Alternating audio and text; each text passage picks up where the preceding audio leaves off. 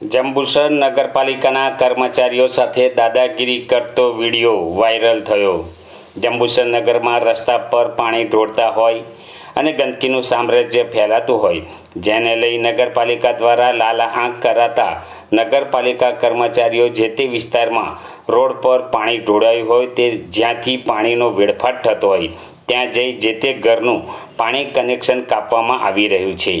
જે અંતર્ગત જંબુસરની દરબાર ખડકી વિસ્તારમાં પાણીનું કનેક્શન કાપવા ગયેલા નગરપાલિકાના કર્મચારીઓ સાથે બોલાચાલી અને લાકડી લઈ મારવા માટે પ્રયત્ન સાથે ગાળો આપતો લોકોનો વિડીયો વાયરલ થયો છે।